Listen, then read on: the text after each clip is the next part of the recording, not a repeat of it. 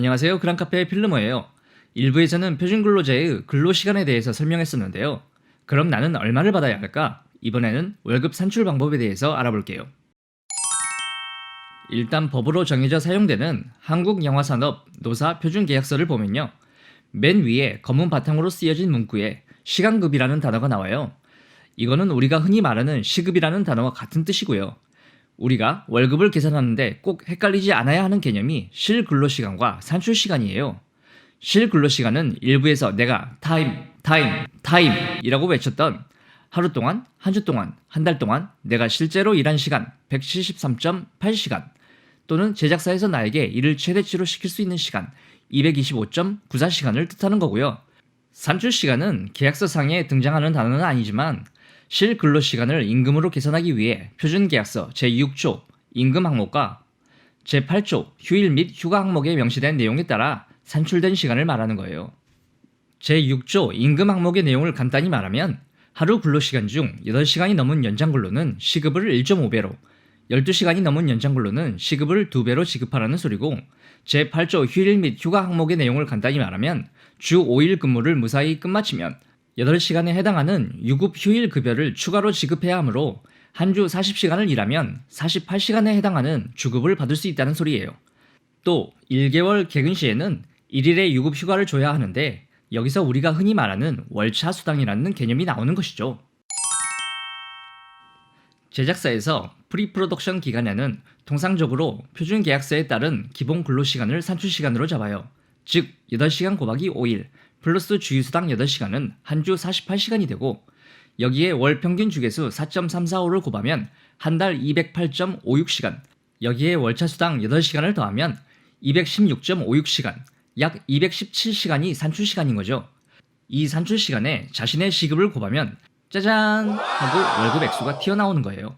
다시 말하면 실근로시간은 173.8시간 약 174시간이 되는 것이고 월급을 계산하기 위한 산출시간은 약 217시간이 되는 거예요. 한 달에 174시간이라고 주휴수당과 월차수당이 더해진 217시간어치 시급을 받아가면 되는 것이죠. 한 가지 주의할 점은 제작사마다 프리프로덕션 기간에 하루 근로시간을 다르게 잡아놔요. 영화사 A는 그냥 하루에 8시간씩 잡았는데 B피처스는 하루에 9시간씩, C필름은 하루 10시간씩 잡을 수 있다는 거죠. 왜냐면 표준계약서 제5조 근로시간 및 휴게 항목에 합의하에 1일 근로시간은 12시간, 일주 근로시간은 52시간으로 할 수 있다는 항목 때문이죠. 아이고, 무서워라!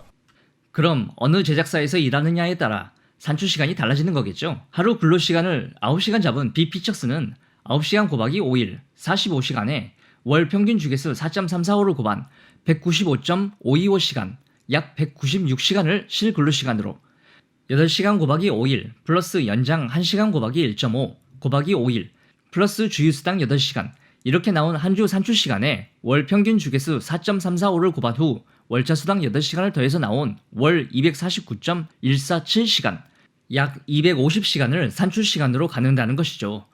하루 근로시간을 10시간 잡은 C필름은 하루 10시간 곱하기 5일 곱하기 월 평균 주계수 4.345를 한 217.25시간 약 218시간을 실근로시간으로 갖고 하루 8시간 곱하기 5일 플러스 연장 2시간 곱하기 1.5 곱하기 5일 더하기 주휴수당 8시간 주 산출시간 63시간에 월 평균 주계수 4.345를 곱해주고 월차수당 8시간을 더해주면 월 281.735시간 즉 282시간을 산출시간으로 갖는 것이죠.